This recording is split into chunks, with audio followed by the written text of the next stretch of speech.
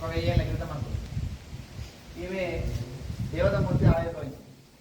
ఎట్లా ఆవిర్భవిస్తారు దేవతామూర్తిగా అంటే ఒకటి ప్రధానం ఏంటంటే భక్తి ప్రధానం. మనం ఏదైనా పొందాలంటే దాని మీద కాన్సన్ట్రేషన్ ఎట్లా చేస్తే అది మనకు దక్కుతుంది. ఉదాహరణకి మీరు ఒక కలెక్టర్ కావాలన్నా డాక్టర్ కావాలనుకుంటుంది, దాని మీద కాన్సన్ట్రేషన్ చేసి దాని దగ్గర శ్రమ చేస్తే దక్కుతుంది. ఆమె టార్గెట్ ఏంటిదంటే రంగనాథ స్వామి. అంటే రంగనాథ స్వామి అంటే వెంకటేశ్వరుడు అనుకుంటే రాముడు కృష్ణుడు అనే రూపంలో రంగనాథ స్వామి. ఆయననే ఆమె భర్త స్వీకరిస్తుంది.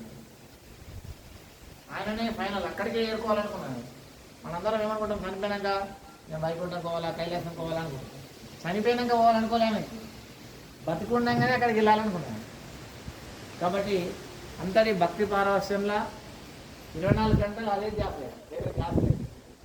కాబట్టి ఆమె భక్తిని మెచ్చిన రంగనాథ స్వామి స్వయంగా ఆమెని స్వీకరించడం అందరు చూస్తుండగానే ఇలా గుళ్ళకి వెళ్ళి డైరెక్ట్ అంతరార్థమై స్వామిని కలుసుకున్నాను. అందుకోసమే ఆమె పుట్టినరోజు అనేది వైష్ణవ సాంప్రదాయంలో అంటే ఒక భక్తి విధానం ఎట్లా ఉండాలి. మళ్ళీ ఆమె ఏం చేసినా ఆ ముక్కమ్మ వేయాలనుకోలేదు.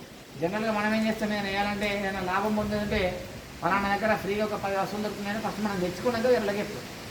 కానీ అట్లా చెప్పలేదు. ఆమె పోయేటప్పుడు 10 మందిని తీసుకుపోయి 10 మందికి కూడా ఇవ్వాలి. ఒక్కళ్ళు పోతే లాభం లేదు ఎక్కడికి కూడా. ఇక్కడికి మంచి పనులు చేసే దగ్గరికి ఒక్కరు పోదు, ఎక్కువ మందితో పోవాలి, అందరికి అవకాశం ఇవ్వాలి. సాధారణంగా మనం మంచి జరిగేది ఉంటే ఒక్కరు పోతాం, చెడు జరిగేది ఉంటే నలుగురిని తీసుకుపోతాం. కష్టం ఉంటుందేమో అని భయం ఉంటే నలుగురిని అడకపోతాం. మనకేమైనా ప్రతిఫలం వస్తుంది అనుకుంటే మనం పడిపోతే ఒక దగ్గర బంగారం దొరుకుతుంది ఏం చేస్తాం, అబ్బో ఇంకొకటి వచ్చిననుకో 1 కిలో అవుతుంది, నలుగురు వచ్చిననుకో 100 గ్రామ్ అవుతుంది. మరి ఎట్లా కాబట్టి డోలు ఉండదు, నేను ఎక్కువనే వాళ్ళను. కాబట్టి అట్లా అనుకోలేము. భక్తి పారవశ్యంలో ఎక్కువ మందిని తీసుకొని వెళ్ళి అందరికి కూడా మార్గాన్ని అందరికి అందించింది. కాబట్టి ఆమె వైష్ణవ సాంప్రదాయంలో చక్కటి గురువుగా మనందరికీ గురుస్థానంలో ఉన్నటువంటి అమ్మవారుగా, అలాగే అమ్మవారితో సమానంగా లక్ష్మీదేవితో సమానంగా మనకి ఒక మాతృస్వరూపంగా కూడా ఆమెను తీసుకోవడం అనేది ఈ యొక్క సందర్భంగా మనందరం కూడా గుర్తు చేసుకోవాల్సిన విషయం. జై శ్రీమన్నారాయణ.